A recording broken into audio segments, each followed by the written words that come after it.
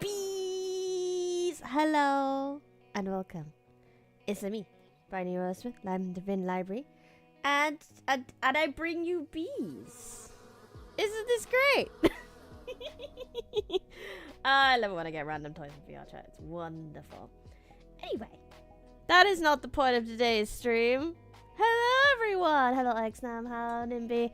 Hello Normal Size Phantom. Welcome. Welcome Lucas. Welcome Vordus. Can't believe Bernie is the pain from Metal Gear Solid. Yeah, I am. I can summon bees at will, and it's great. Hello. What? You've been a member for several thousand years. I mean, 27 months, which is a lot. That's like absolutely preggers. So preggers. The longer these memberships go on, the stupider this preggers thing gets. It's so silly. But thank you so much, Normal Size Phantom, for your loyalty to the crown. I mean, to the stream. We're about to see a lot of disloyalty today, I think. Oh lordy, and Boris. So many loyalties, so much better loyalties than what we're about to see. That much is for sure. I need to rearrange things. I've got VR chat too big and I can't see the book, and that's not good. We're supposed to read. There we go. This is good. Thank you so much, guys. I am honored that you guys would follow for so long. There's a lot of dedication, you know. It's very easy to just drift off something, yet here you still are, and I very much appreciate that. No, you are very appreciated. We're gonna walk today. I know I haven't done movement in a while, but I wanted to, especially for the final of this book, I wanted to do, oh no, I forgot, it's not gonna follow me. We need to do that. I need to make sure it follows me. But yeah, we'll go on a little walk / run today. Anchor local. There we go. Now you come with me. Yay! The real betrayal is when the rotating T-Rack is covered and taken. No! Hello, Super Ray. Welcome. How dare you? You can't threaten the tea. Can't be doing that.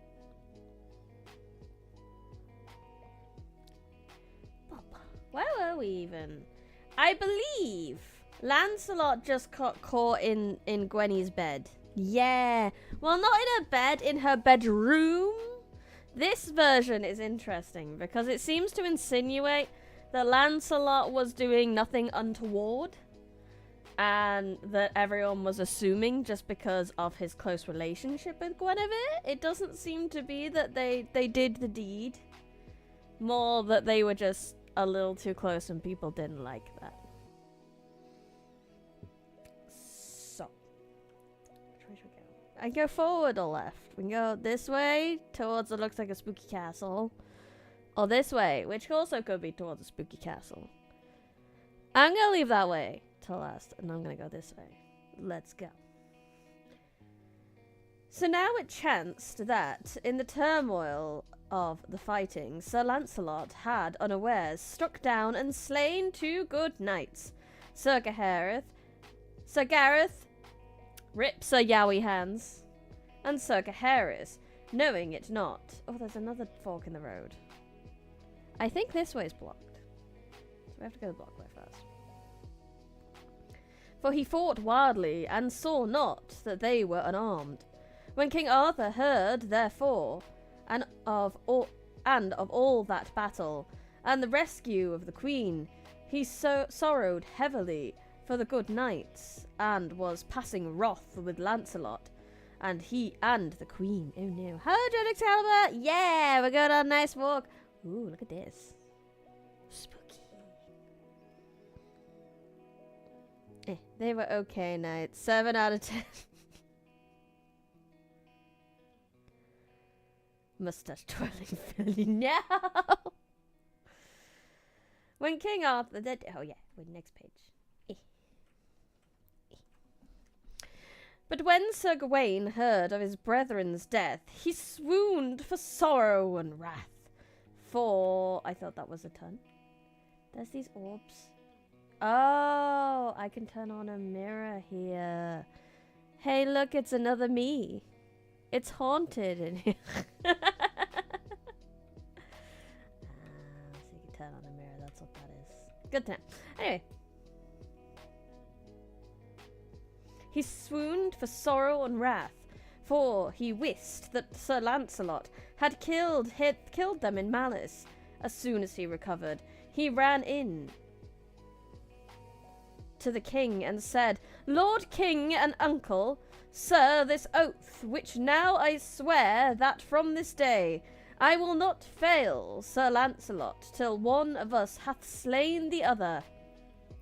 And now, unless ye haste to war with him, that we may be avenged, will I myself go alone after him? Then the king, full of wrath and grief, agreed thereto, and sent letters throughout the realm, summoning all his knights, and went with a vast army to besiege the castle of La Joyous Garde. And Sir Lancelot with his knights mightily defended it, but never would he suffer any to go forth and attack. Oh, we're back to the start. That was a big loop. Ah, so where does that bit go? Yeah, the failure knight wants to go to war.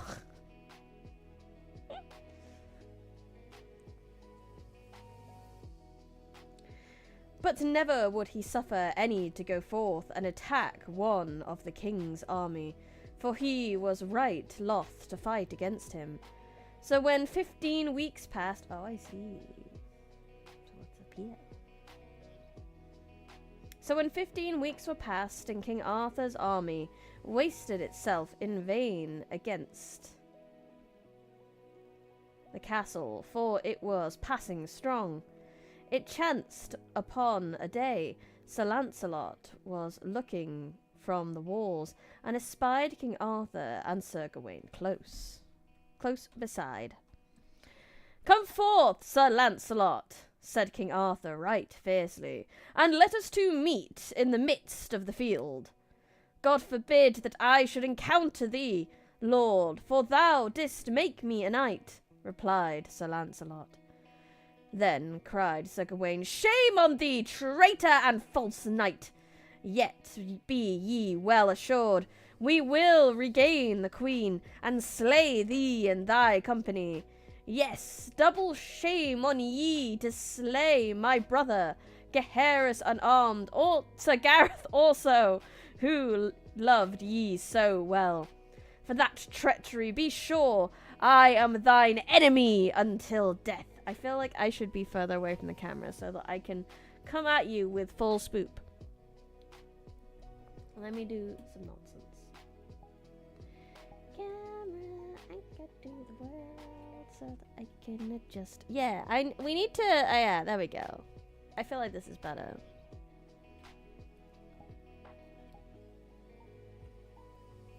There we go. Triple shame on, there we go. This feels a bit more intimidating. Let's go. You've got a bit more space to run away from me. Alas, cried Sir Lancelot, that I hear such tidings, for I knew not I had slain those noble knights, and right sorely now I do repent it with a heavy heart. Yet abate thy wrath, Sir Gawain, for ye know full well I did it by mischance.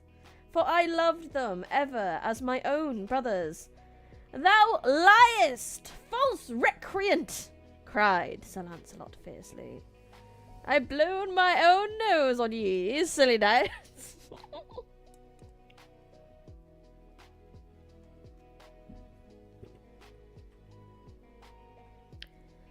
At that Sir Lancelot was wroth and said, I well see thou art now mine enemy.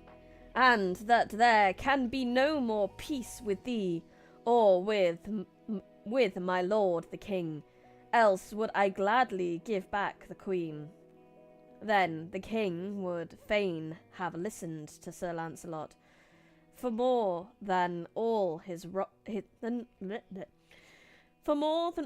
own wrong did he grieve at the sore waste and damage of the realm. But Sir Gawain persuaded him against it, and ever cried out folly on Sir Lancelot. When Bors and the other knights of Lancelot's party heard the fierce words of Sir Gawain, they were passing wroth, and prayed to ride forward and be avenged on him, for they were weary of so long waiting to no good. And in the end Sir Lancelot, with a heavy heart, consented. So, on the morrow, the hosts of either side met in the field, and there was a great battle. And Sir Gawain prayed his knights chiefly to set upon Sir Lancelot. But Sir Lancelot commanded his company to forbear King Arthur and Sir Gawain. The two armies jousted together right fiercely, but Sir Gawain proffered to encounter with Sir Lionel, and overthrew him. But Sir Bors and Sir Balimer and Sir Palomides, who were on Sir Lancelot's side, did great feats of arms, and overthrew many of King Arthur's knights. Then the king came forth against Sir Lancelot, but Sir Lancelot forbore him, and would not strike again. At that, Sir Bors rode up against the king and smote him down. But Sir Lancelot cried, corners, bro.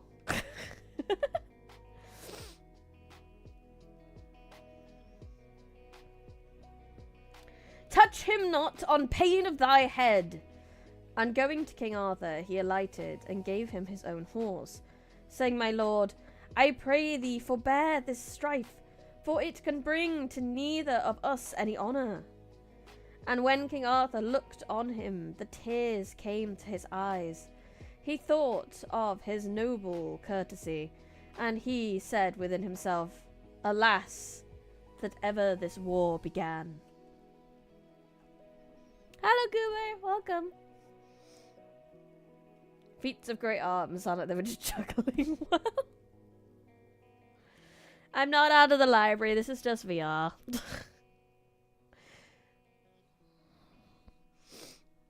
Or this is just a wild and strange part of the library. That's probably a better explanation. Yep, this is just a weird... I mean, if the library has a space room, then clearly it has a winter castle room. I mean, that just makes sense, doesn't it?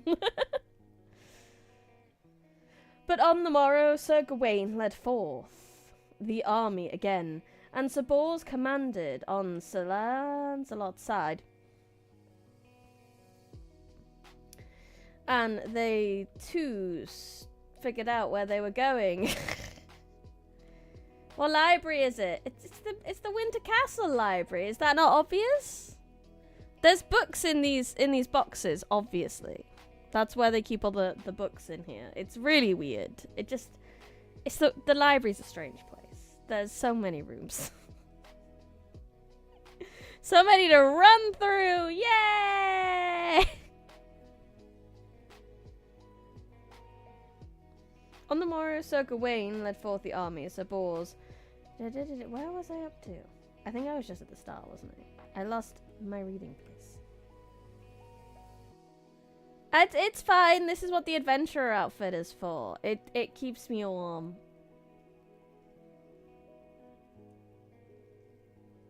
It doesn't matter if it's got a skirt. It's a magical adventurer's outfit that keeps me warm. I keep going this way. Apparently there was a whole nother way this way that I didn't notice. There's a whole room in here. I've been going in loops this whole time. And there was a whole nother room in here. Finn Library is unfathomably big. I didn't know this existed.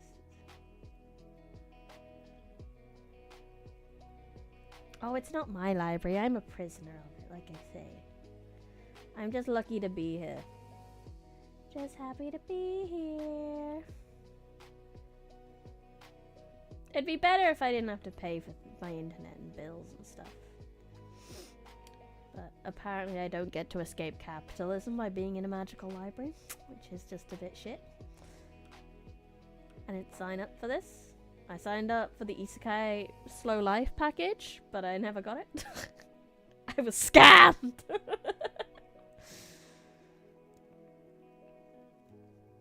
But on the morrow, Sir Gawain led forth the army again, and Sir Bors commanded on Sir Lancelot's side. But they two struck together so fiercely that they both fell to the ground, sorely wounded. And all the day they fought till night fell, and many were slain on both sides. Yet in the end neither gained the victory.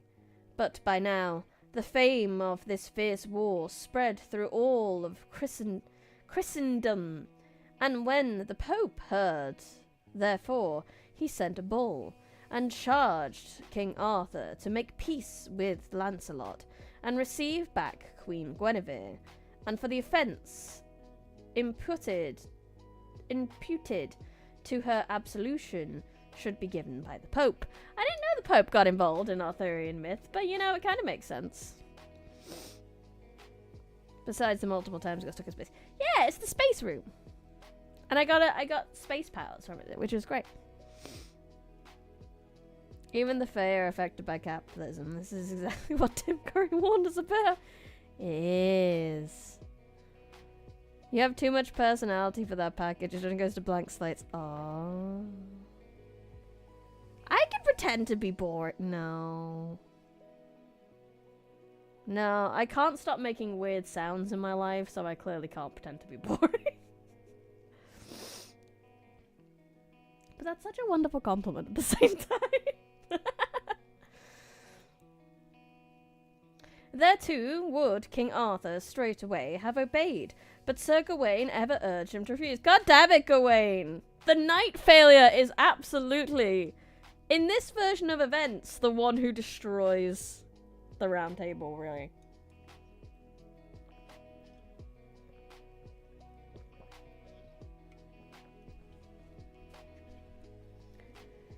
Pope is involved, and King Arthur would listen to the Pope because he's a good Christian. But no, Gawain is a madman.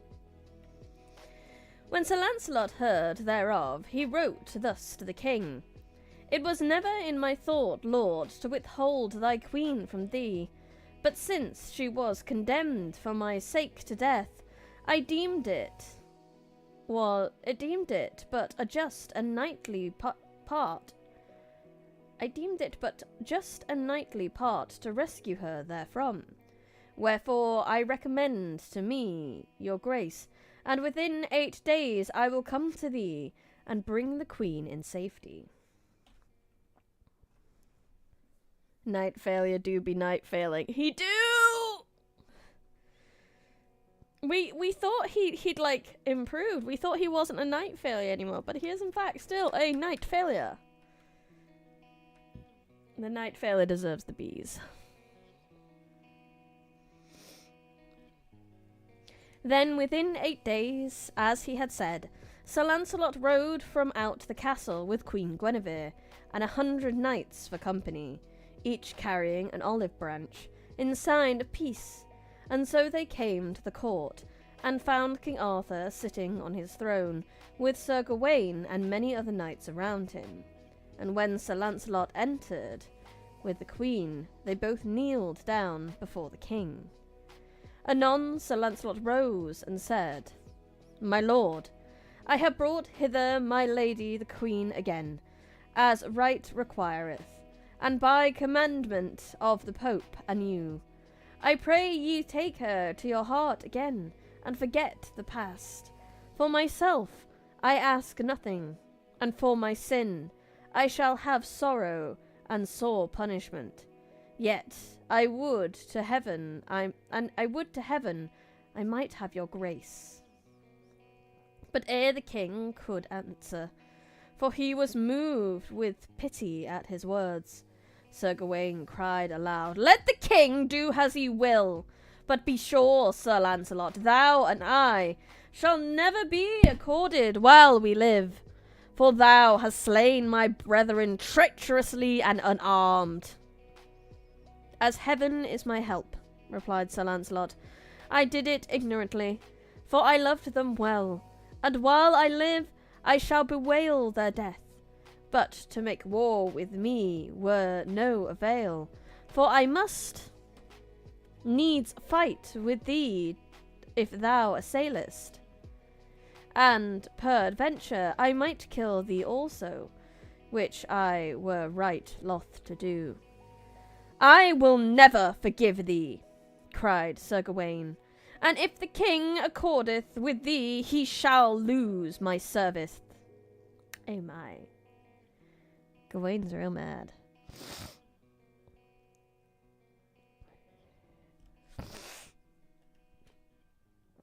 Round soapbox. The soapbox must be round. Then the knights who stood near the Then the knights who stood here tried to reconcile Sir Gawain to Lancelot, but he would not hear them. And so at the last, Sir Lancelot said, Since peace is in vain, I will depart, lest I bring more evil on my fellowship. And as he turned to go, the tears fell from him. The men are in touch with their emotions. They cry, yeah! And he said, Alas, most noble Christian realm, which I have loved above all others, now I shall see thee nevermore. And said he to Queen, Madam, now I must leave ye, and this noble fellowship forever. And I beseech ye, pray for me. And if ye ever be defamed of any, let me hear thereof. And as I have ever been thy true knight in right and wrong, I will be again. Lancelot, are you saying you support women's rights and women's wrong? Oh no, terrible loss. See you later. With that he kneeled and kissed King Arthur's hands, and departed on his way. There was none in all the court, save Sir Gawain alone, but wept to see him go. So he returned with all his knights to Castle La Joyeuse Garde, and for his sorrow's sake he named it Dolorous Garde henceforth.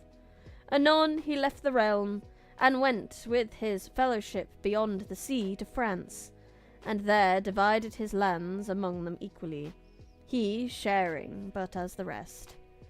And from that time forward peace had been between him and King Arthur, but for Sir Gawain, who left the king no rest, but constantly persuaded him that Lancelot was raising mighty hosts against him. Thanks a lot, Gawain. I'm glad he got humiliated by the Green Knight. He did. It's a shame that story's not in here. Maybe I should dig up that story somewhere else. I listened to an audiobook of it once. It was good. It had interesting things to say about the northwest of England.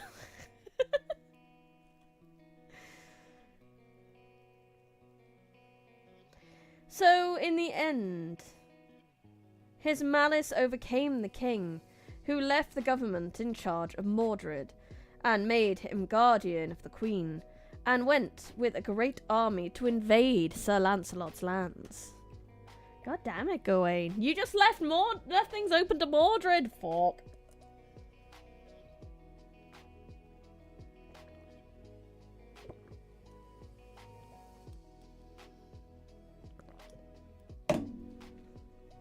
A mighty host indeed, one heck of a Ian party raised.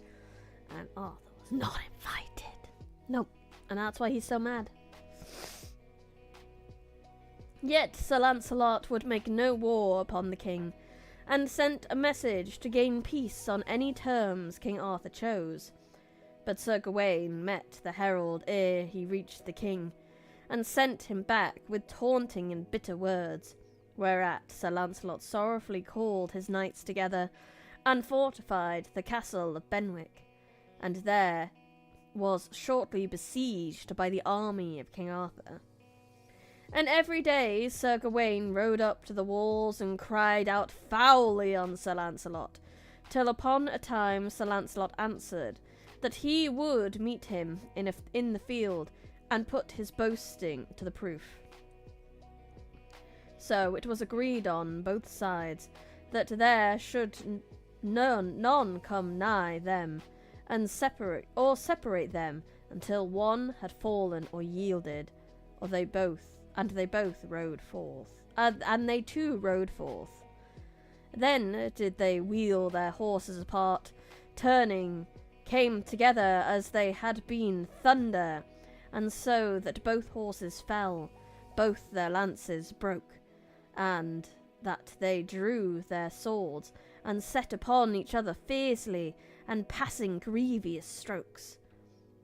Now Sir Lancelot had, through magic, a marvellous great gift, for every day from morning till noon his strength waxed to the might of 7 men, and after that waned to his natural force. Therefore till noon he gave Lancelot many mighty buffets, which scarcely he endured, yet greatly he forbore Sir Gawain, for he was aware of his enchantment, and smote him slightly till his own knights marvelled. But afternoon Sir Gawain's strength sank fast, and then, with one full blow, Sir Lancelot laid him on the earth, and Sir Gawain cried out, "Turn not away, thou traitor knight, but slay me if thou wilt, or else I will arise and fight with thee again some other time." "Sir knight," replied Sir Lancelot, "I never yet smote a fallen man." At that they bore Sir Gawain sorely wounded to his tent, and King Arthur withdrew his men, for he was loath to shed blood of so many knights of his own fellowship.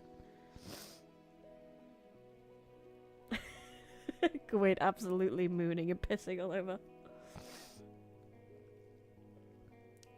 He would have toilet papered it, but that wasn't a thing at the time, unfortunately. But now came tidings to King Arthur from across the sea, which caused him to return in haste. For thus the news ran that no sooner was Sir Mordred set up in regency, that he had forged false tidings from abroad, that the king had fallen in battle with Sir Lancelot. 2 seconds, Mordred! You were in rule for 2 seconds! Mordred! Toilet paper was invented by Gawain just to TP Lancelot's castle. Yes!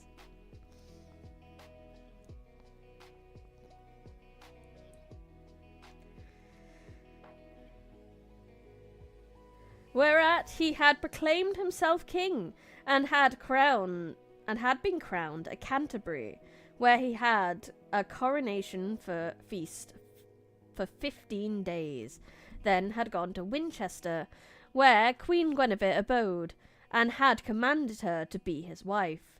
Thereto, for fear and sore perplexity, she had feigned consent, but, under pretext of preparing for the marriage, she had fled in haste to London, and taken shelter in the Tower, fortifying it, and providing it with all manner of victuals, and defending it against Sir Mordred, and answering to all his threats, that she would rather slay herself than be his queen. Oh, Gwenny! Gwenny's like, Lancelot's not here, but I can defend myself, it's all good. Thus was it written to King Arthur. Then, in passing great wrath and haste, he came with all his armies swiftly back from France, and sailed to England. But when Sir Mordred heard thereof, he left the Tower and marched with all his host to meet the king at Dover. Then the Queen Gwenny, the worst she could say is no, Guinevere, flees to a castle and fortifies to Amesbury to a nunnery, and there she clothed herself in sackcloth and spent her time praying for the king, in good deeds and fasting, and in that nunnery evermore she lived, sorely repenting and mourning for her sin, and for the ruin she had brought on all the realm. And there anon she died. Oh, so that's what happens to Gwenny. Gwenny became a nun and died.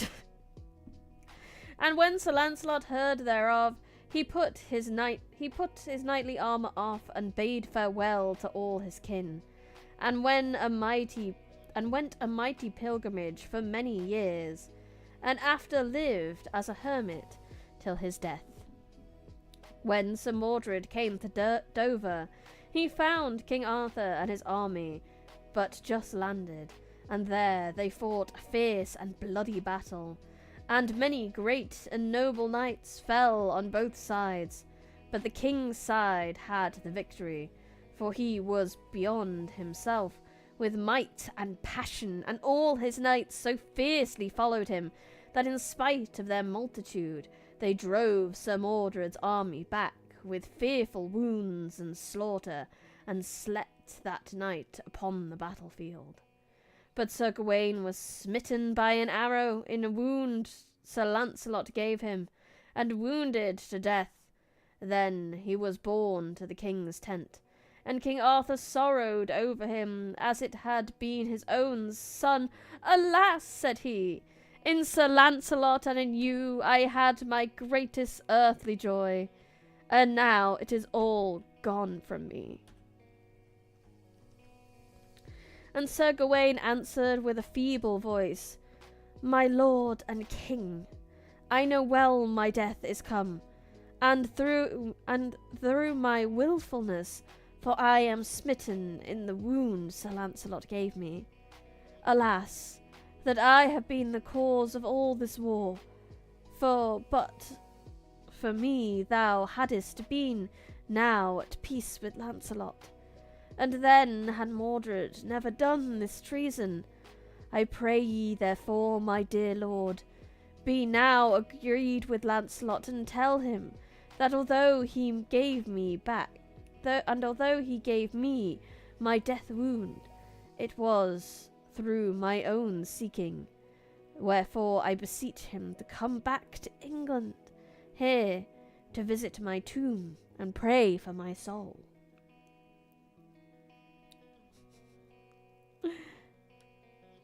He is absolutely trying to redeem himself in his dying breath. Absolutely. I can have a 2-second redemption arc, right? I'm dying. That means I'm forgiven for everything, right? Then they told him that the enemy had camped on Barham Downs, whereat, with all his hosts, he straightway marched there, and fought again a bloody battle and overthrew Sir Mordred utterly. Howbeit he raised yet another army, and retreating from before, the king increased his numbers as he went, till the farthest west of Leonis he came more, and made a stand. Oh, is this the hill? Is this the hill? Now, on the night of Trinity Sunday, being the eve of battle, King Arthur had a vision, and saw Sir Gawain in a dream, who warned him not to fight with Mordred on the morrow, else he would surely be slain, and prayed him to delay till Lancelot and his knights should come to aid him.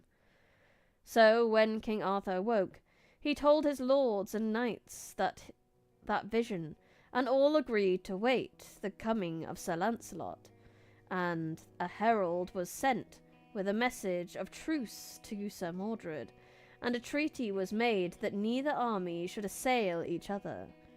But when the treaty was agreed upon, the herald returned, and said to his knights, Beware, lest Lord Sir Mordred deceive us, for I in no wise trust him. If swords be drawn, be ready to encounter. And Sir Mordred likewise gave an order that if any man of the king's army drew his sword, they should begin to fight.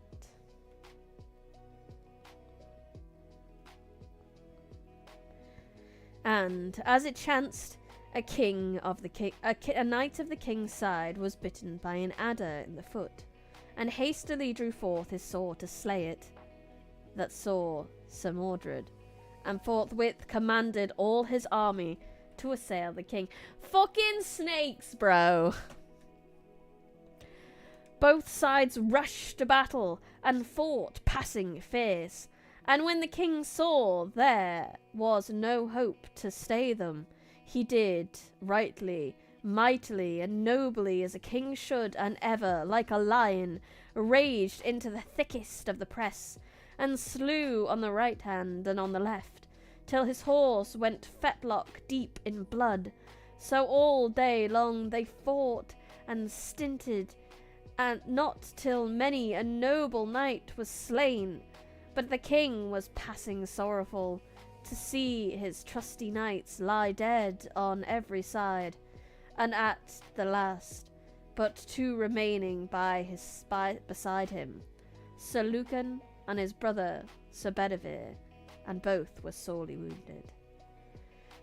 Now I am come to mine end, said King Arthur, but lo, that traitor Mordred liveth yet, and I may not die till I have slain him. Now give me my spear, Sir Lucan. Lord, let him be, replied Sir Lucan, for if ye press through this unhappy day, ye shall be right well avenged upon him. My good lord, remember well your dream, and what the spirit of Sir Gawain did forewarn ye. Betide me life, betide me death, said the king. Now I see him yonder alone, he shall never escape my hands, for at a better vantage shall I ever have him. God speed you well, said Sir Bedivere. Then King Arthur got his spear in both hands, and ran towards Sir Mordred, crying, Traitor! Now is thy death day come! And when Sir Mordred heard his words, and saw him come, he drew his sword, and stood to meet him. Then King Arthur smote Sir Mordred through the body more than a fathom. When Sir Mordred felt he had his death wound, he thrust himself with all his might up to the end of King Arthur's spear, and smote his father, Arthur, with his sword upon the head, and pierced both helm and brainpan. And therewith Sir Mordred fell down stark dead to the earth, and King Arthur fell down also in a swoon, and swooned many times. Then Sir Lucan and Sir Bedivere came and bare him away to a little chapel by the seashore, and there Sir Lucan sank down with the bleeding of his own wounds, and fell dead. Romeo got a lot of flack for indirectly causing a lot of deaths. Frankly, it's more everyone else overreacting. But where's the flack against the situationships known as the... They are an absolute fucking mess, are they not? It's terrible. And King Arthur lay long in a swoon, and when he came to himself, he found Sir Lucan lying dead beside him, and Sir Bedivere weeping over the body of his brother. Then the king said to Sir Bedivere, Weeping will avail no longer, else would I grieve evermore. Alas, now is the fellowship of the Round dissolved for ever, and all my realm I have loved is wasted with war. But my time heath fast, wherefore take thou Excalibur, my good sword, and go wear it to yonder waterside, and throw it in, and bring me word what thing thou seest. So, well, we know this story, don't we? So Sir Bedivere departed, and as he went, he looked upon the sword, the hilt whereof was inlaid with precious stones exceeding rich, and presently he said with himself, If I now throw this sword into the water, what good should come of it? So he hid the sword amongst the reeds, and came to the king. What sawest thou? He said to Sir Bedivere, Lord, I saw nothing else but wind and waves. Hast thou untruly spoken? Said the king. Wherefore, go lightly back, throw it in, and spare not. Then Sir Bedivere returned, and took the sword in his hand, but when he looked on it, he thought it sin and shame to throw away a thing so noble, wherefore he hid it yet again, and went back to the king.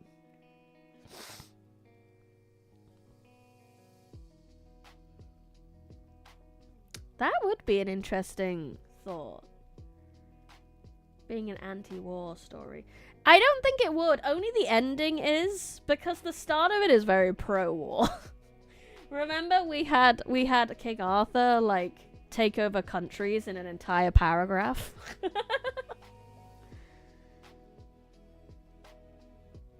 What saw ye? Said King Arthur.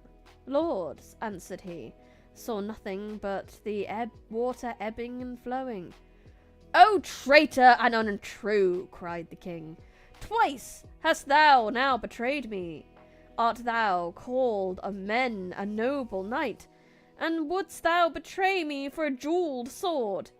Now, therefore, go again for the last time, for thy tarrying hath put me in sore peril of my life, and I fear my wound hath taken cold. And if thou do it not this time, my faith I will arise and slay thee with my hands. It could still work.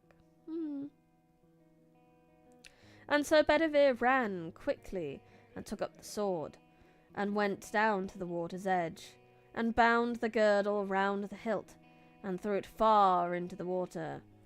And lo, an arm and hand came forth above the water, and caught the sword, and brandished it 3 times, and vanished.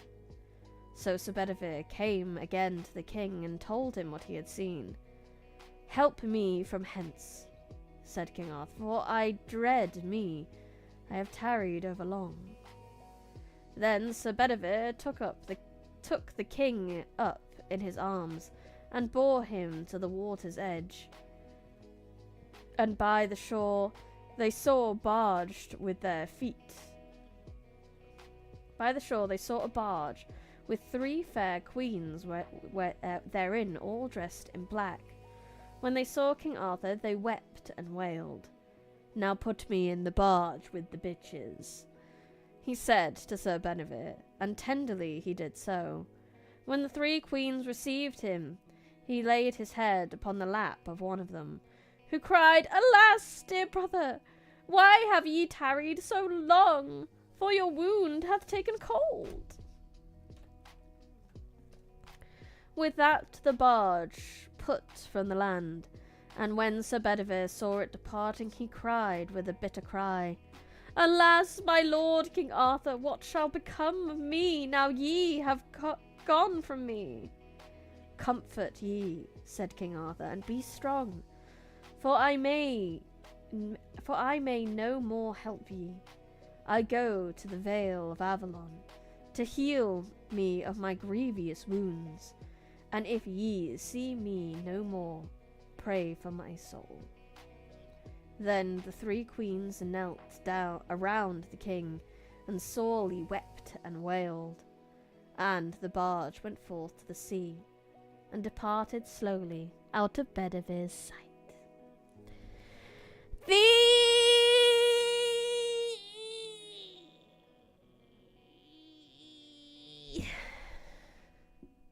end.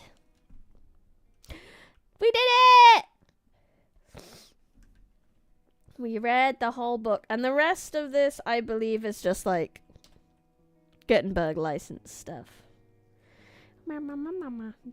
Missing. Promoting the free distribution of electronic wax. Woo! We love you, Project Gutenberg. You're the best, Project Gutenberg. Many, many, many, many stuffs. On a picture. Yay! I'm gonna go on a very quick BRB, and then we will discuss.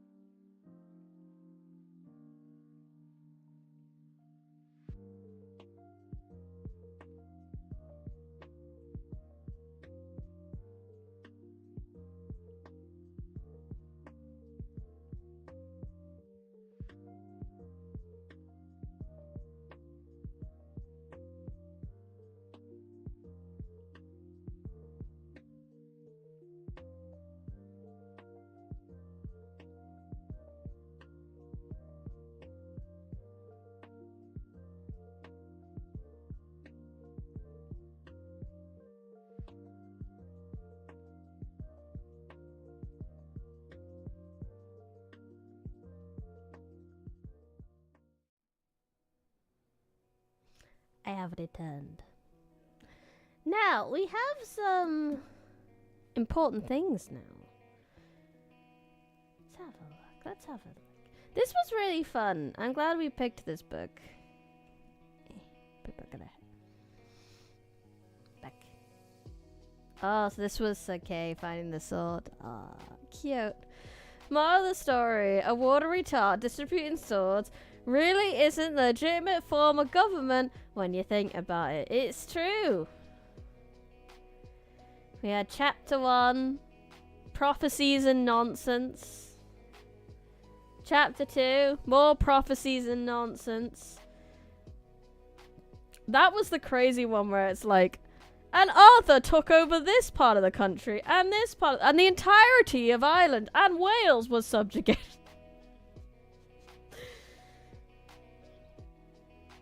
So much of it was just like, and this person fought. So Balin was interesting. No, I didn't want to do that. That's too much stuff.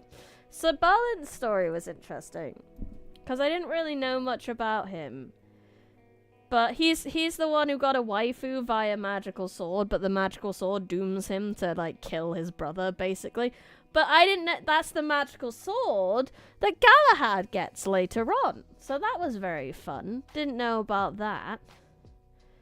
And Kingy and Queen Gwenny. King Arthur and the Accolon of Gaul. So Accolon of Gaul. I don't remember some of this. Some of this we did this one. Oh yeah, and when Arthur like gave the big middle finger to Rome, that was fun. Chapter 3, King Arthur, some holiday in Blackpool. Yeah. And then Lancelot. Should have read Don Quixote before this. Yeah, I really do want to read Don Quixote. It's on the list. But that was really good. Nope, go away. We don't need this. This.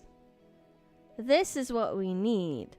So this is the list of books I put together that I was interested in reading on the stream. So we need to decide what our next book is. I think before we do that, I might go somewhere a bit warmer. It's cold. But what do you guys... Because obviously Don Quixote's on there. Got Beowulf, Dorian Gray, Demonology, Japanese myths, Cherokee myths. An aircraft manual. Because... Should we do a random roll of 3? And then you guys can help me. Don Quixote, the classic story of an old man who gets away with crazy, stupid fantasies and behavior because he's rich.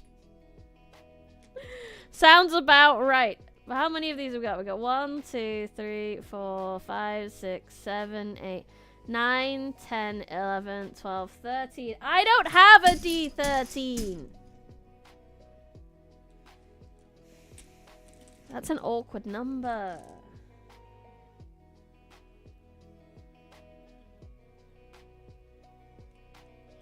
I have a D12. And I guess we just re-roll if it's a 12.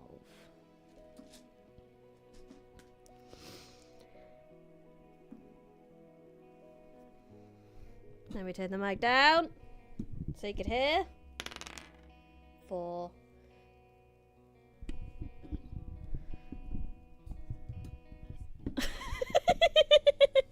We probably won't read the entire manual. It might be like Pompeii, where we only read half. 1, 2, 3, 4. So I'm gonna pick 4 things. Hello. 4 things. And then I'll put a vote up. And then we'll figure it out. So let me just get my notes app out so I can remember what I just did. I'm sorry, I just opened my notes app and the first thing on there is people who won't be chased by a British lady reading at them with educational intent. I love it. That's one of your guys' comments. I think that might have been yours, Boris. You are. Which I don't remember what that was, but it was thingy.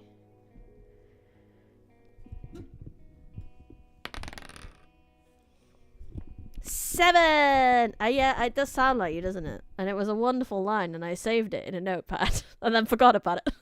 1, 2, 3, 4, 5, 6, 7. The Epic of Gilgamesh! Fuck yeah. Epic of Gilgamesh. Oh, are you all the robot one? Ah, okay. Next one. 5.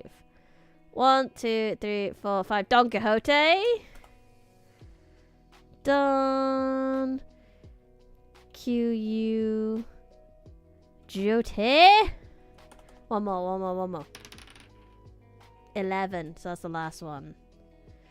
Demian. I've technically read Demian on my own.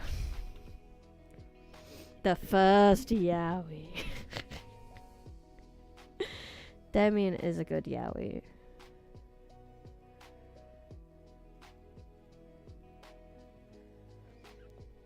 Okay, so I'm gonna start a little poll. What to read?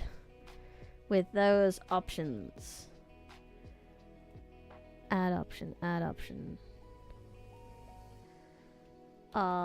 You are Epic of Gil done Quijote.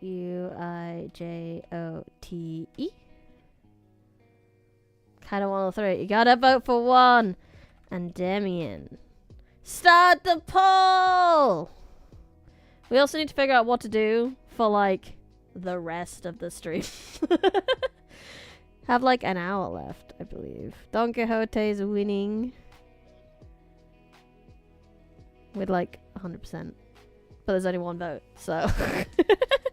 Ooh, tie with the Epic of Gilgamesh. We don't have to complete. I'll keep this in mind, but if there's too much of a tie, we can, like. I can put it out as a bigger vote. Oh, Don Quixote is winning. There is only apparently 6 of you, so 5 is most of you. There's like one person who might not have voted. So it might be Don Quixote. Which is fun. That's exciting. Hello, Nokatia, welcome! Dun dun dun dun dun dun dun dun dun dun dun. While we wait. I think that's all the votes we're getting. And that's okay. Because I have bees. Are you ready? Are you ready for bees? Yes, yeah. Could resubmit Aesop's Fables as an hour filler. That's true. Please don't tie it, last person. Well, we're back down to 5 people, so I think maybe that last person ran away because they got a bit intimidated, and I do apologize for that. So we'll end poll, and we'll stick with Don Quixote as our new book. Exciting! Bees! Yeah, what else have I got in my little book thing here? So we could read more Pompeii. We read all the Philippine folk tales. I need to go get a version. Monty Python and the Holy Grail. Can we talk about which film adaptation of King Arthur is the best one? My vote goes to either Boomans. I haven't watched that many, to be honest. Monty Python was wonderful. I do love their edition of Brave Sir Robin. He's a wonderful character.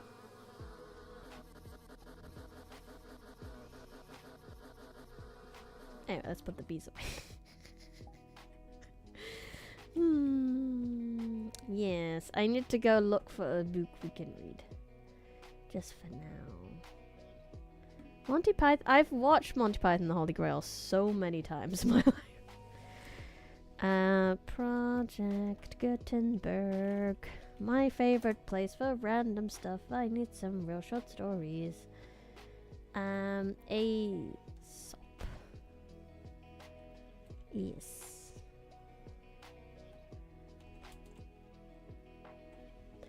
Aesop's Fables Volume 1. Download. You get the audiobook version. You can get audiobooks on Project Gutenberg too, if that's what people like. I like an audiobook. Oh god, there's a lot. There's so many audiobooks of this. Holy shit. There may be more files related to this item. I need one that's not an audio file, please. An EPUB, please. There's so many. Jesus Christ. Okay, that one's a bit hard to find. It's a lot of visual style was inspired by Bresson's film with bits of Bergman's The Seventh Seal for flavoring. Fascinating. Aesop's Fables. Do you have a non-audio version?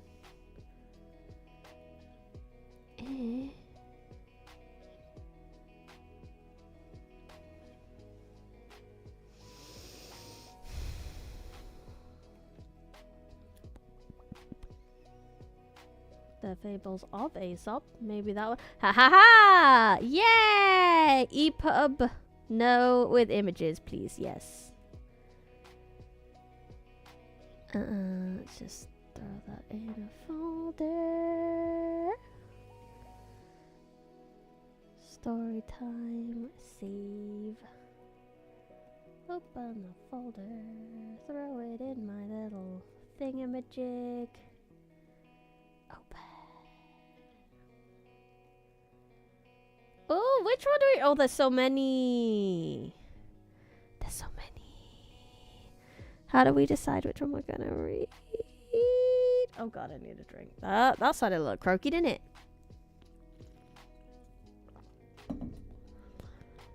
Let me... I don't need... Nope, that's not the one we don't need. There's the 2 read lists we're going to turn off. And then currently reading is going to be that. Boom! Aesop's Fables. There is a lot of chapters. The cock and the pearl, the wolf and the lamb, the dog and the shadow, the lion share, the wolf and the crane, the man and the serpent. Many things. It's very good at titling stuff.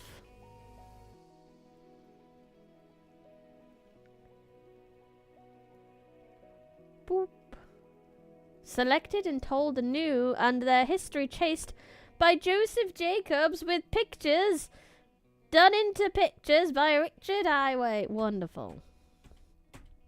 There's so many. Let's read the preface. I'm kind of curious what it means by, like, put together. It is difficult to say what are and what are not the fables of Aesop. Almost all the fables that have appeared in the Western world have been sheltered at one time or another under the shadow of that name. I could, at any rate, enumerate at least 700 which have appeared in English in various books titled Aesop's Fables.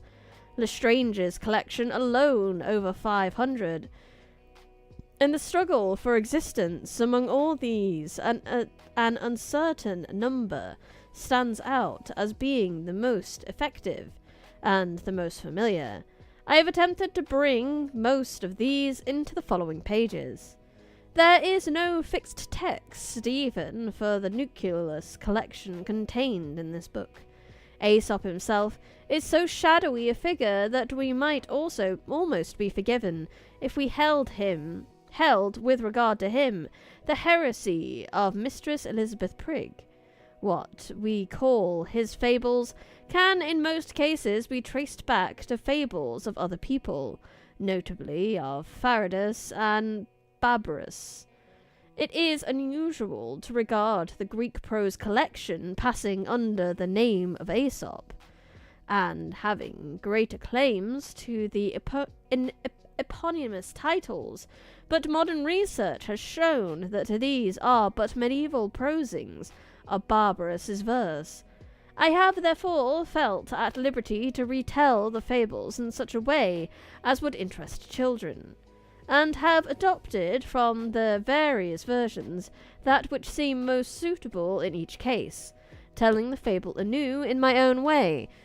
So this is what I wanted to read with the preface. I wanted to know how much of this was adapted. So this is based off the fables. Fascinating. I love finding this stuff like this out. It's great. Much has been learnt during the present century about the history of various apologues that walk under the name of Aesop. I have attempted to bring these various lines of research together in the somewhat elaborate introductory volume which I wrote to accompany my edition of Caxton's Aesop, published by Mr. Nutt in his Bibliographie de Carabas. I have placed in front of the present version of the fables my kind permission of Mr. Nutt, the short abstract of my researches, in which I there summon up the results of that volume. I must accompany the I must accompany it, here as there, by a warning to the reader that for a large proportion of the results thus researched, I am myself responsible, but I am happy to say that many of them have been accepted by the experts in America, France, and Germany, who have done me the honour of considering my researches. Here in England there does not seem to be much interest in this class of work, and English scholars for the most part are content to remain in ignorance of the methods and results of literary history. I have attached to the fables, in the obscurity of small print, at the end a series of notes summing up what is known as to the provenance of each fable. Here again I have tried to put in shorter and more readable form the results of my researches in the volume to which I have already referred. For more detailed information, I must refer to the 40 closely printed pages which contain the bibliography of the fables. Fascinating! I love it! Here is my research of my special interest. That's one of my favorite things in the world. I love hearing about special interests. This is a special interest of someone, and they wrote a book for it. Fuck yeah. That's one of my favorite things. My guy calling his colleagues ignorant like that. Absolutely. Anyway, I believe I can get running again, can't I? Let's continue our little loop, shall we? I need to change how things are first. I need that up.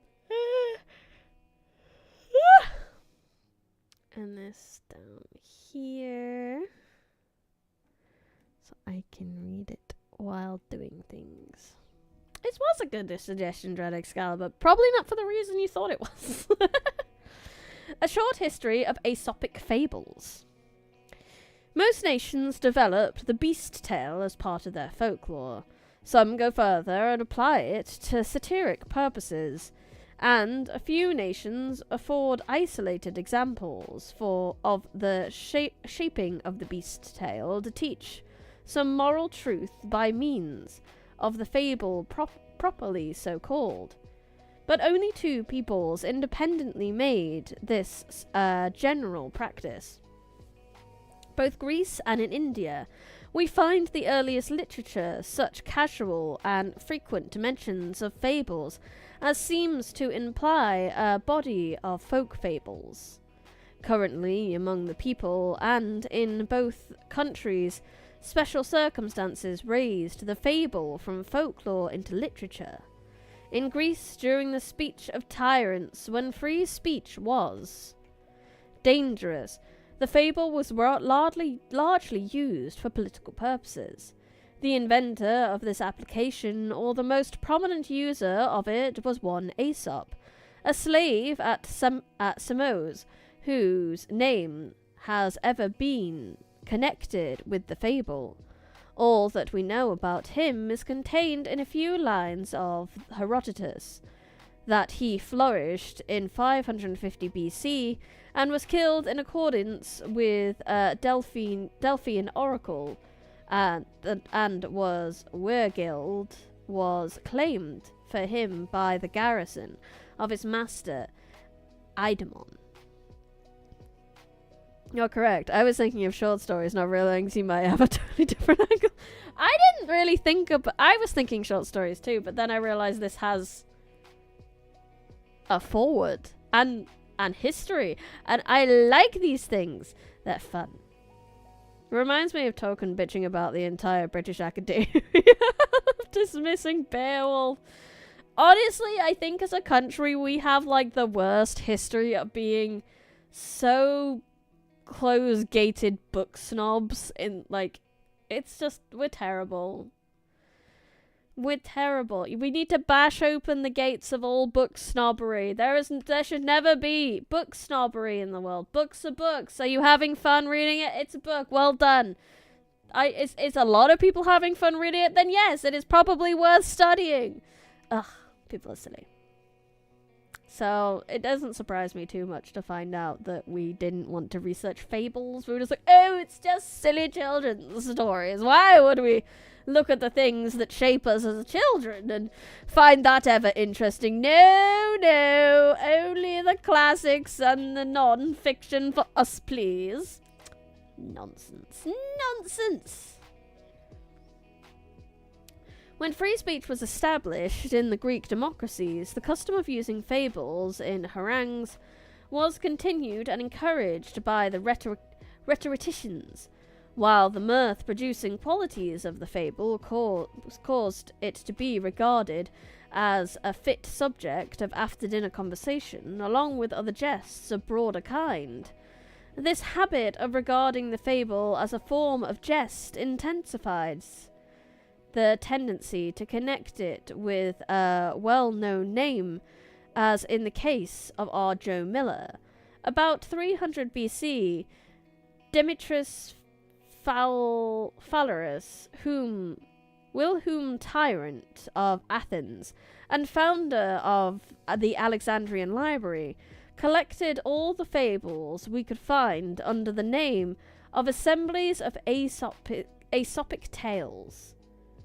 This collection, running probably to some 200 fables after being interpolated and edited by the Alexandrian grammaticists, was turned into neat Latin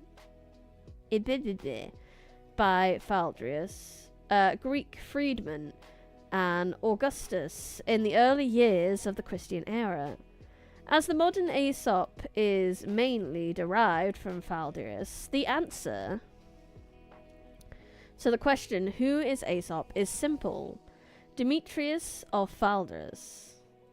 In India, the great ethical reformer Sakyamuni,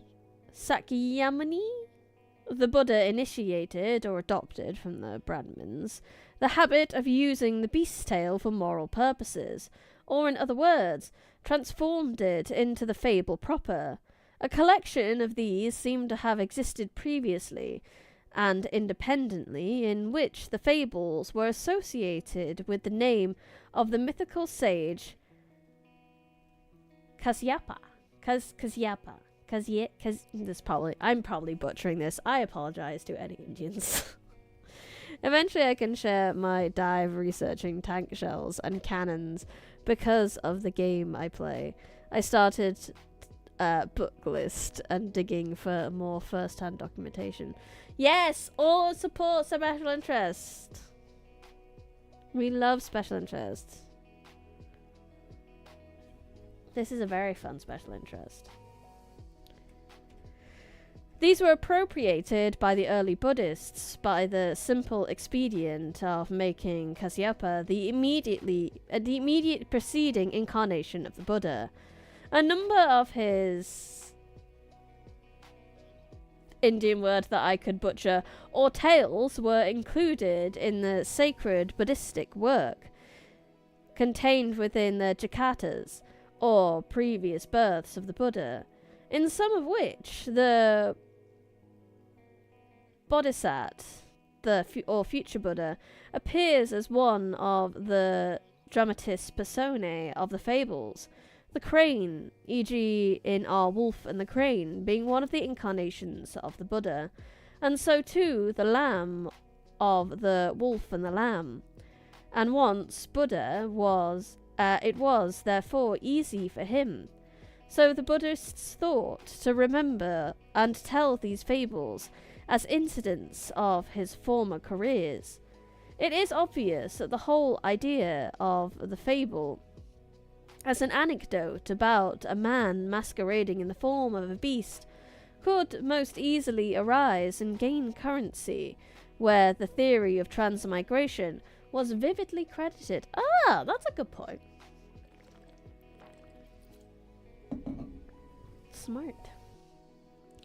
The fables of Kasyapa, or rather the moral verses which served as a memoria technica to them, were probably carried over to Ceylon in 241 BC along with the Jatakas, About 300 years later, say 50 AD, some 100 of these were brought by a Kingleson embassy to Alexandria, where they were translated under the title of Libyan Fables, which had been earlier applied to similar stories that had percolated to Hellas from India and were attributed to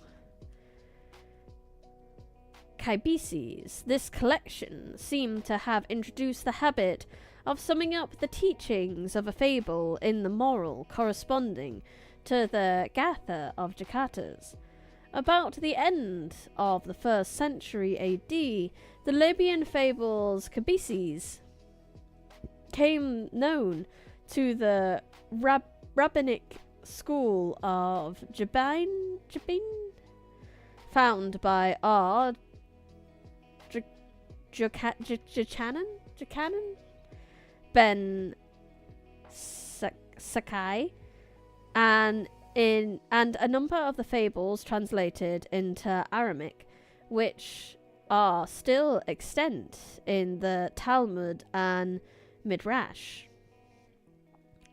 In the Roman world, the two collected of Demetrius and Kaibeses were brought together by Nicostratus, a rhetor who attached to the court of Marcus Aurelius, and in the earlier part of the next century.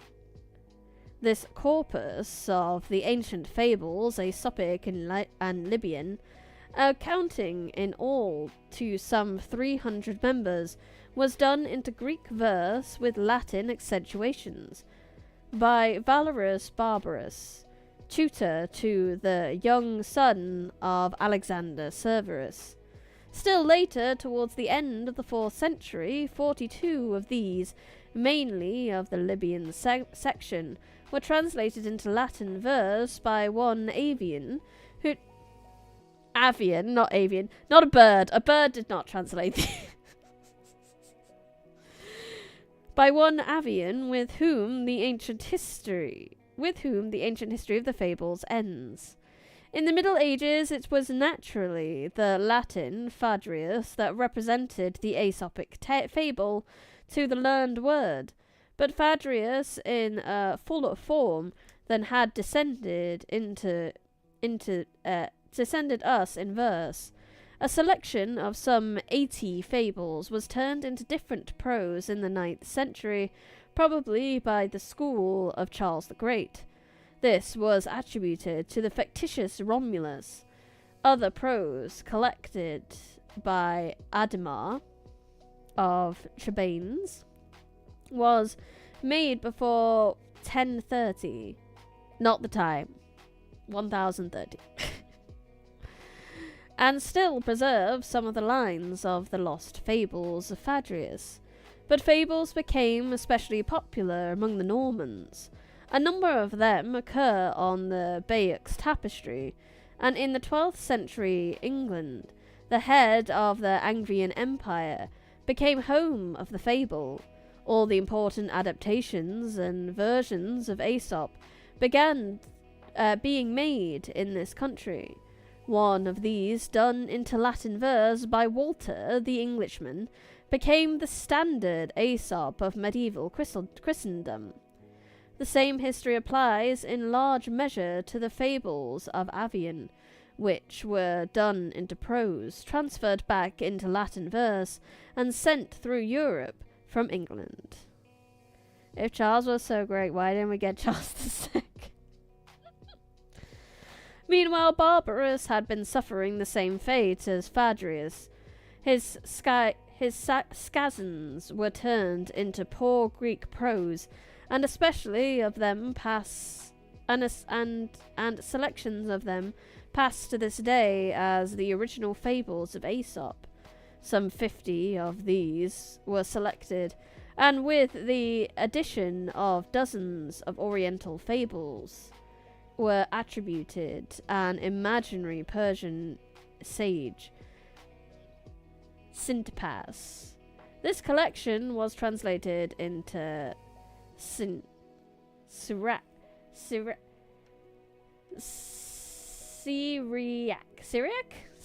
I don't know. And thence into Arabic, where they passed under the name of the legendary Lockman? A still larger collection of Greek prose versions under Arabic, under where it was enriched by some 60 fables from Arabic Bidpai and other sources, but still passed under the name of Aesop.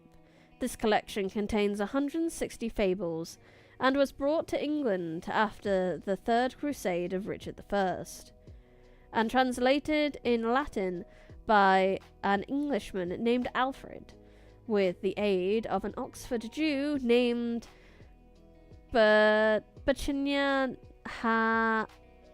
Nakdan. Again, I'm butchering things.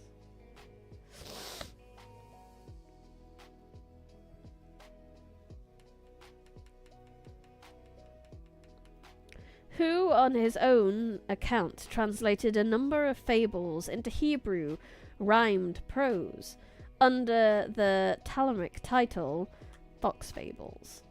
Part of Alfred's Aesop was translated into English alliterative verse, and this again was translated about 1200 into French by Marie de France, who attributed the new fables to King Alfred after her no important addition was made to the medieval Aesop.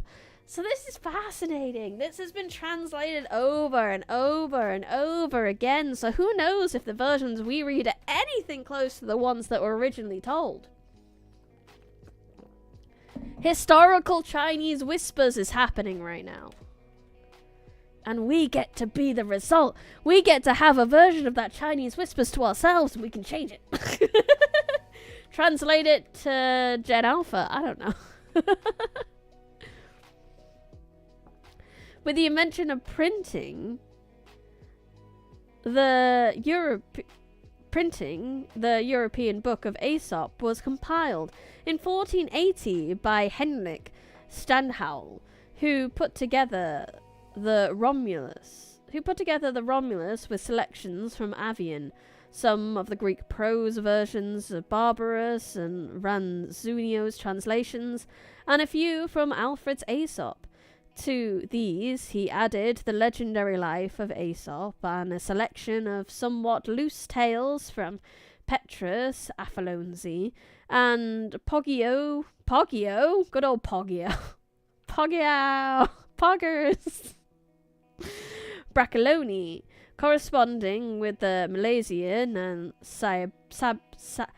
Sabaric tales, which were associated with the fable in antiquity. Standhauer translated all this into German, and within 20 years, his collection had been turned into French, English, by Caxton, Italian, Dutch, and Spanish. Additions were made to it by the Brandt and Wilders in Germany, and by Lestrange in England, and by La Fontaine in France. These were chiefly from the larger Greek collections published after Standhauer's day, and in the case of La Fontaine, from the Bidpai and other Oriental stories. But these editions have rarely taken hold, and the Aesop of modern Europe is in large measure Standhauer's, even to present day. The first 3/4 of the present collection are Standhauer mainly, in Standhauer's order. Selections from it pass into spelling and reading books, and made the fables part of modern European folklore.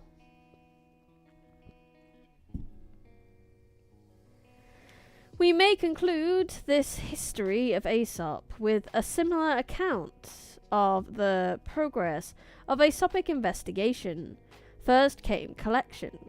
The Greek Aesop was brought together by Nevillatus in 1610, the Latin by Nieland in 1709, The main truth about the former was laid down by the master hand of Bentley during the skirmish of the Battle of the Books.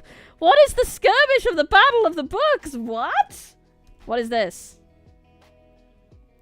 And the equally great critic Lessing began to unravel the many knotty points connected with the Is that a thing? Is that a skirmish? I'm gonna Google this. Is this a thing that happened in scholar time to ye old scholars?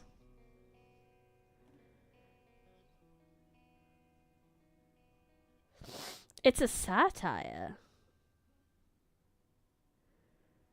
There's a satire book called The Battle of the Books. But it doesn't seem like it's an actual event, which it just kind of makes me sad. I want that to be a thing.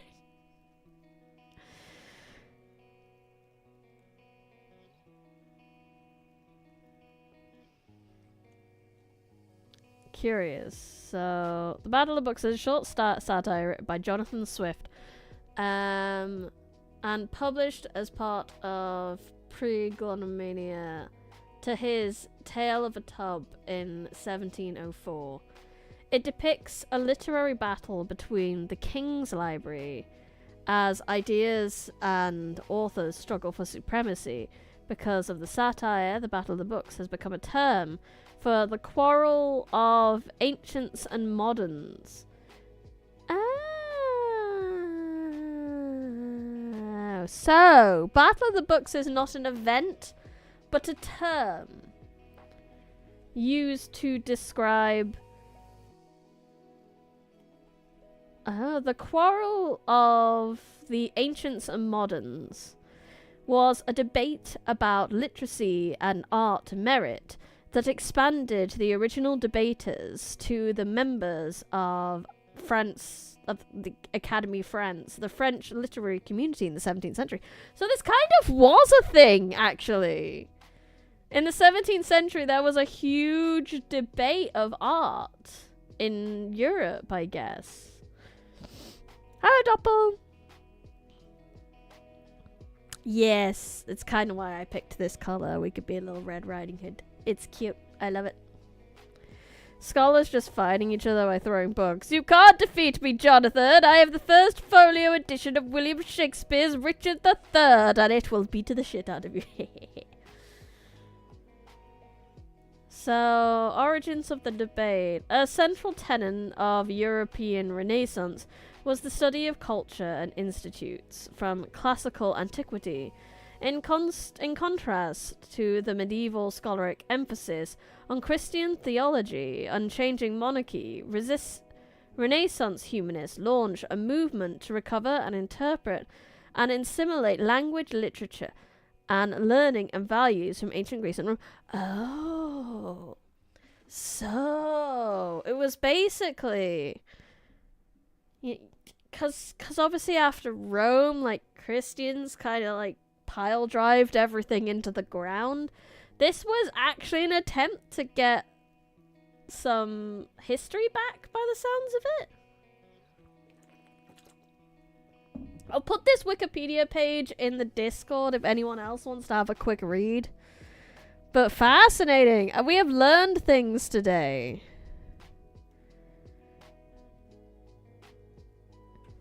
Things. Today I learned about the quarrel of ancients and modern. Fascinating. That was, so the skirmish of the Battle of the Books is an actual thing. It is a thing! Yay! Anyway, the equally great critic Lessing began to unravel the many knotty points connected with the medieval Latin Aesop.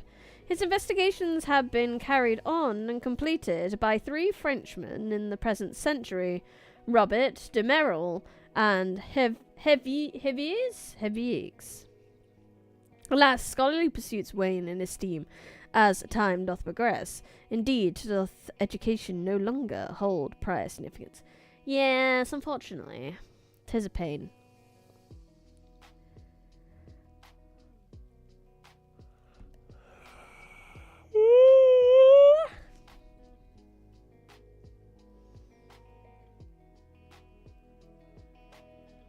while 3 Germans, Crucius, Benefi, and Moll, have thrown much needed light on Barbarous and the Oriental Aesop, and on Marie de France.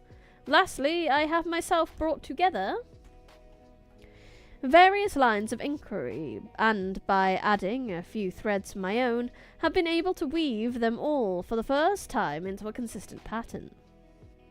So much for the past of the fable. It has a future as a mode of literary expression. Scarcely its method is at once too simple and too roundabout. Too roundabout for the truths we have to tell. We prefer to speak out directly, and not by way of allegory. And the truths the fable has to teach are too simple to correspond to facts of our complicated civilization. Its rude graffiti of human nature cannot reproduce the subtle gradations of modern life. But as we all pass through in our lives the various stages of ancestral culture, there comes a time when these rough sketches of life have their appeal to us, as they had for our forefathers. The allegory gives us a pleasing and not too strenuous stimulation of our intellectual powers. The lesson is not too complicated for the childlike minds. Indeed, in their grotesque grace, in their quaint humour, in their trust and simpler virtues, in their insight into the cruder vices, in their innocence in the fact of sex, Aesop's fables are as little children. They are as little children for the reason they will ever find a home in the heaven of a little children's soul. Fascinating.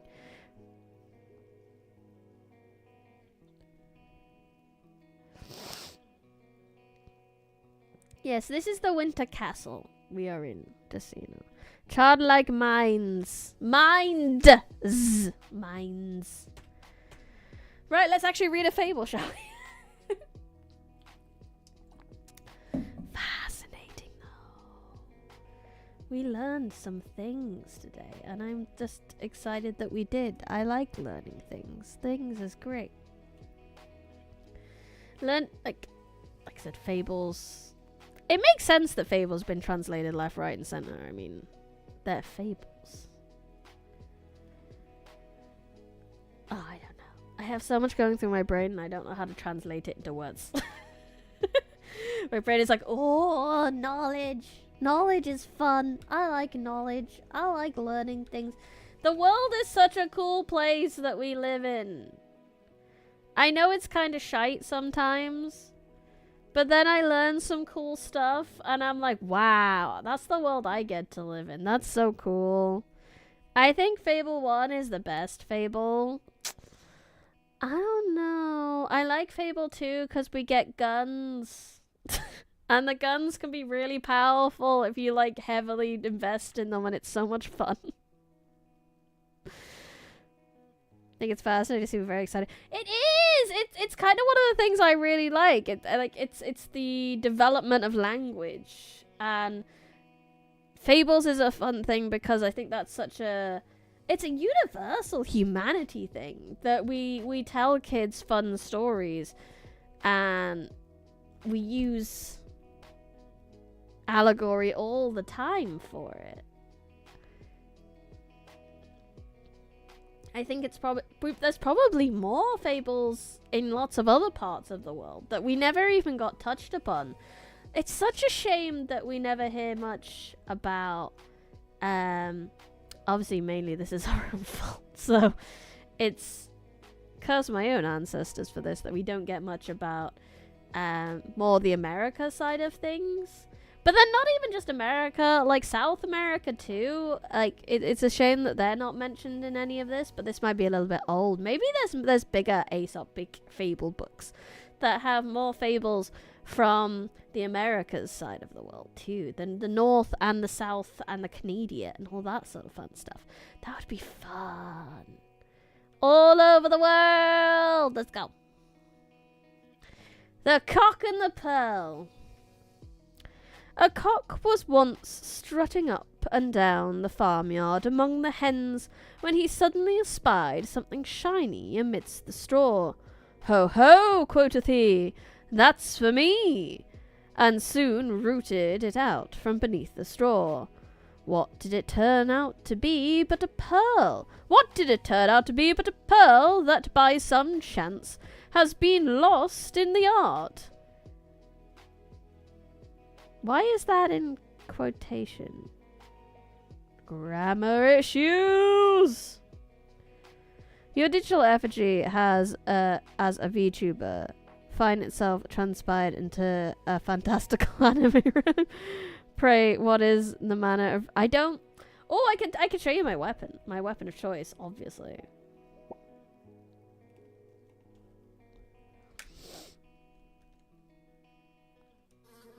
Bees!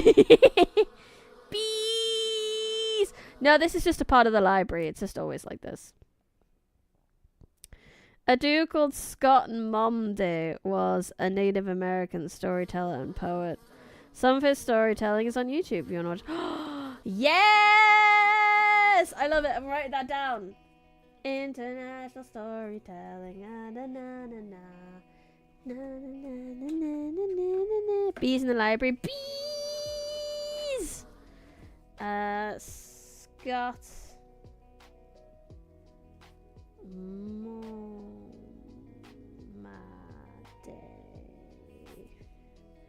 It is written.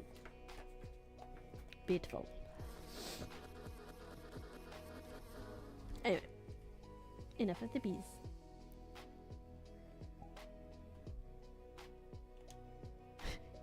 Wasp show up to make sure of the paper. Yo, what? You better beware. You better behave.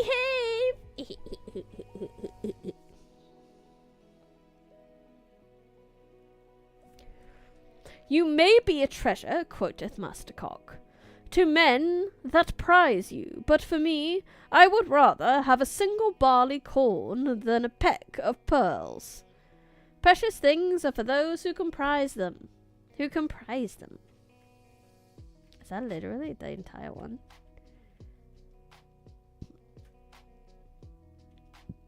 I love that we have a translation. In case you didn't get it, that's what it meant. Drink.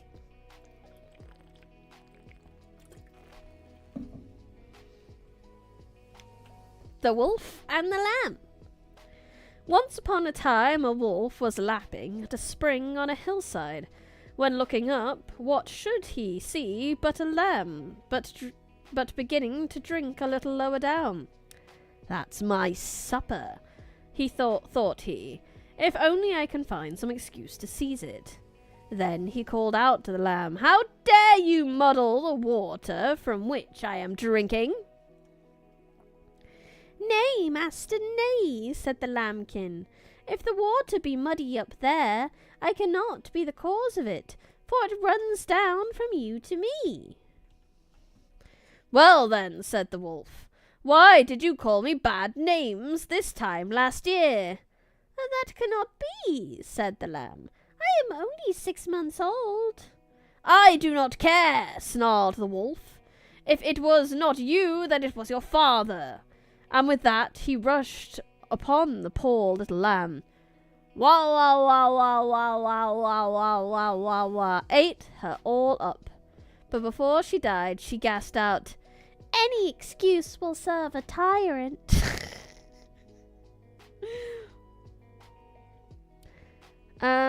Like a starving man in a desert finding a huge gold bar and going, "Dang, I wish this was a Twinkie correct."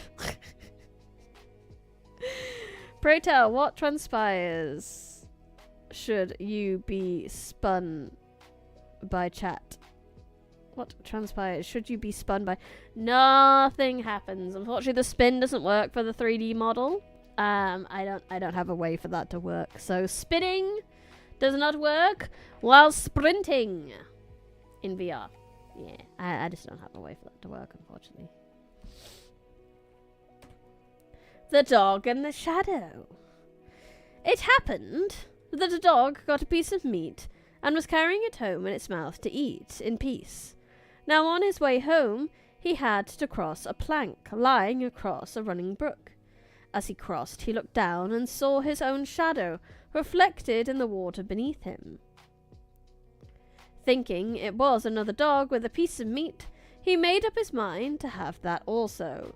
So he made a snap at the shadow in the water, but as he opened his mouth, the meat fell out and dropped into the water and was seen nevermore. Don't get greedy! Don't get greedy! Beware lest you lose the sustenance by grasping at the shadow. Did you get that? Are you sure? Did you get it? These are funny. The lion's share. I believe this one is probably also a greed one.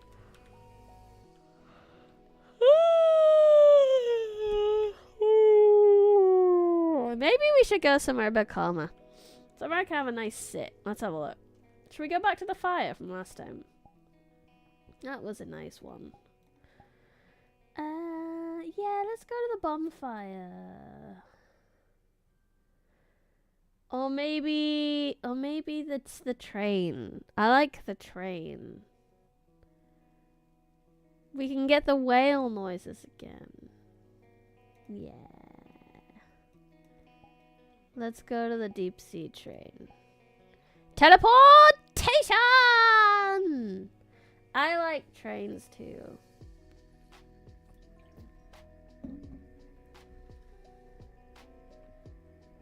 Loading trains.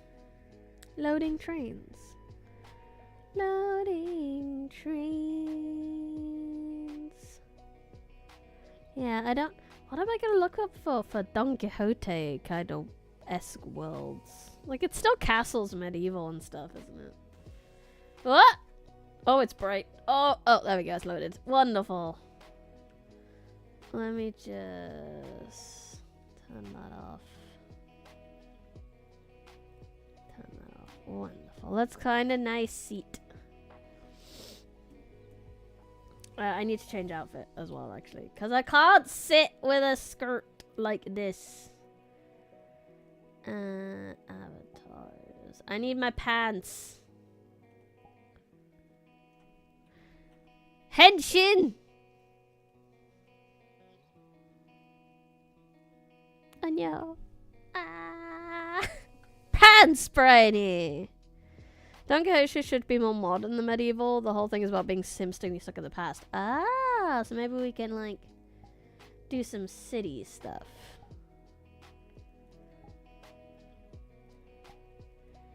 I need to go backwards.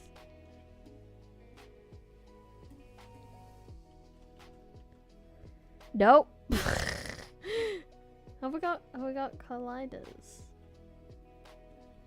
How did I get my lovely pose in here before? Oh, I know how I did it. I needed to... Behind the scenes nonsense this. Down, down, down, down, down, down, down. Down there. But now you can't see me. You're up here. Hello.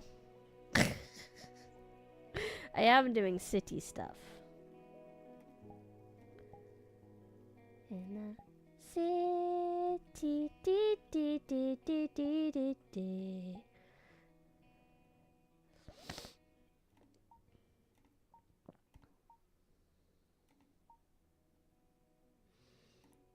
Wah.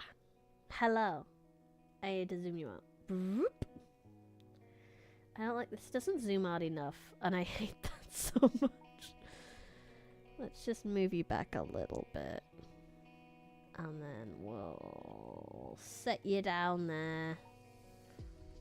And then I go back.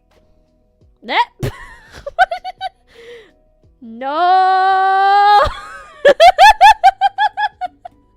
I can't see. Where's the seat gone? Here it is.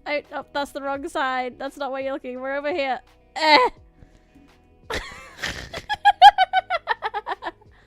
Nope. Nope. Oh, this is so silly. Fucking love VR chat, bro. We'll just sit here. This is fine.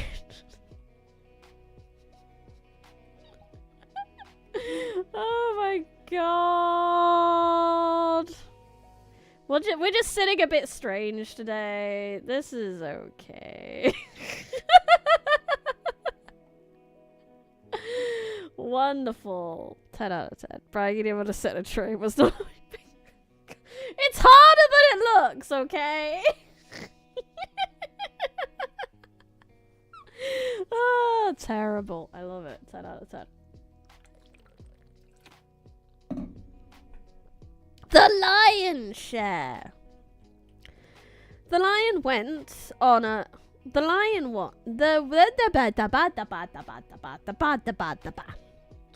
lion went once hunting along with the fox, the jackal, and the wolf. They hunted and they hunted till at last they surprised a stag, and soon took of its life. Then came the question of how the spoil should be divided. "Quarter me this stag," roared the lion. So the other animals skinned it and cut it into 4 parts. Then the lion took his stand in front of the carcass and pronounced judgment. "The first quarter for me in my capacity as king of beasts. The second is mine as arbiter. Another share comes to me for my part in the chase. And as for the 4th quarter, well, as for that, I should like to see which of you will dare to lay a paw upon it." Bridie is sitting to assert dominance on chat for calling her bull. Yes. I could T-pose dominance. Grumbled the fox as he walked away with his tail between his legs. But he spoke in a low growl. "You may share the labours of the great, but you will not share the spoil." Now, if I really wanted to T-pose, if I wanted to dominance, I believe that is.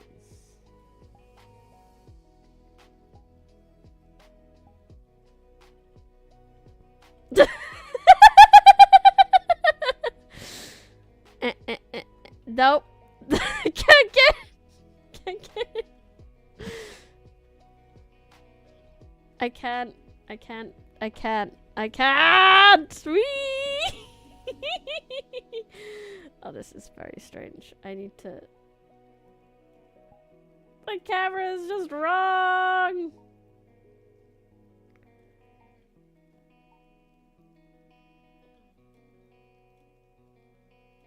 Can't see shit.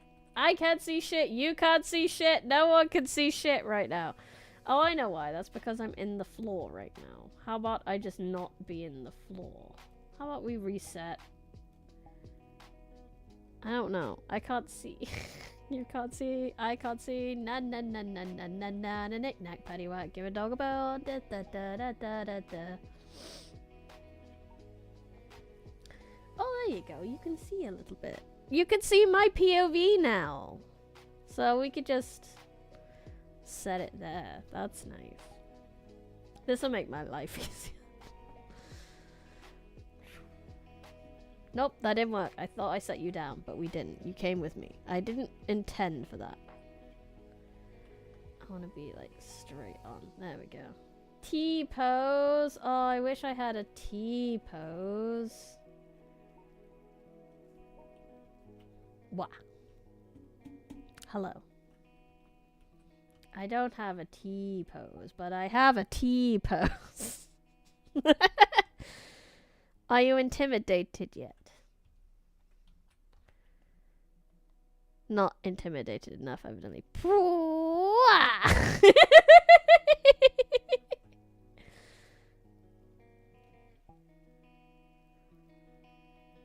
Excuse me while being here on the floor.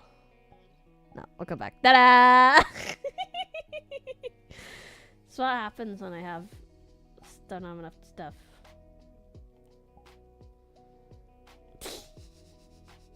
Anyway, we were reading fables. We could sit on the floor.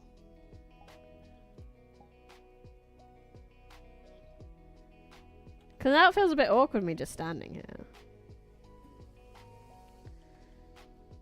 I'm just here. I just exist right now.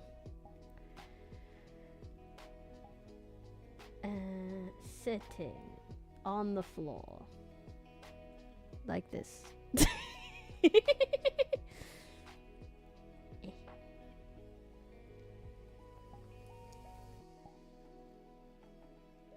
Hello.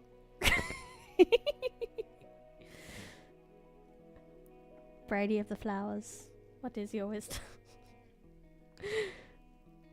Life is about small joys, like sitting in the flowers, touch grass. The wolf and the crane! A wolf had been gorging on an animal he had killed, when suddenly a small bone in the meat stuck in his throat, and he could not swallow it. He soon felt terrible pain in his throat, and ran up and down, groaning and seeking for something to relieve the pain. He tried to induce everyone he met to remove the bone. "I would give anything," said he, "if you would take it out." At last the crane agreed to try, and told the wolf to lie on its side and open its jaw as wide as he could. Then the crane put his long neck down the wolf's throat, and with its beak loosened the bone till it got it out. "Will you kindly give me your reward as promised?" The wolf grinned and showed teeth and said, "Be content. You put your head inside a wolf's mouth and taken it out again safely. That ought to be reward enough. Gratitude and greed go not together." Brownie of the field, can I have a jammy dodger? Yes. Yes, you can. Jammy dodgers are great. Oh wait, it's basically time now, unfortunately. So, I suppose it is done. Today is done. The stream is done. I hope you had a good time. Thank you so much, everyone, for coming to today's stream. Thank you, everyone in chat. Thank you, anyone in that. Thank you, anyone who watches the VOD. I really appreciate you coming, no matter which way you decided to enjoy. Let's see if we can zoom in a little bit. Hi. Hello. In the flowers. This is actually really cute. If you have not already, I would highly appreciate it if you could leave a like on the video and subscribe to the channel. If you've done that, I'm a bit wonky. I want to look this way, but I want to look at you. There you go. Correct. Righto. Yeah. We're starting a bit earlier tomorrow. Because I have been warned that we're very close to the end of Stars and Time. So I'm trying to leave a little bit of extra time. So we'll actually be starting tomorrow's stream at the same time as today's stream. But you know, tomorrow. If you have not already, I'd highly appreciate if you could leave a like on the video, subscribe to the channel. If you've done that, go on Twitch, follow there. If you've done that, go on Discord and go click on that link to find out about the scholarly debates of classical and modern and fascinating things like that. That was such an extra joy of this stream. Thank you for suggesting Aesop. Because I didn't think we'd get, you didn't think we'd get that, I didn't think we'd get that. That's such a wonderful little extra. Thank you so much. Thank you, Dreadix Scott, but I was very fascinated about that. And we finished our King Arthur lore, so now we have to pick up Don Quixote, so I need to make up some new thumbnails as well. Oh no. Things changing on this channel, it's been the same for like months. But that is all. Oh, YouTube members. I need you guys to go to the posts on the channel posts, and you need to vote for the specific stream you want this week. That's it, this month. That's your prerogative as YouTube members, that you get to help choose one stream a month. And we have PS2 games because I have a PS2 emulator for reasons. So yeah, you already voted. Wonderful. I kind of want to play Rayman, but it doesn't matter if I play it on stream or not. I will play it at some point. You do. You have homework. You only have to press one button, though. It's fine. It's easy homework. Easy peasy homework. But anyway, I gotta go. I will see you guys tomorrow. I had fun. I hope you had fun. This has been Briny Smith. I'm the Fin Library. Goodbye, periodicals. Have a lovely day, evening, afternoon, whatever you're doing. See you tomorrow. Bye.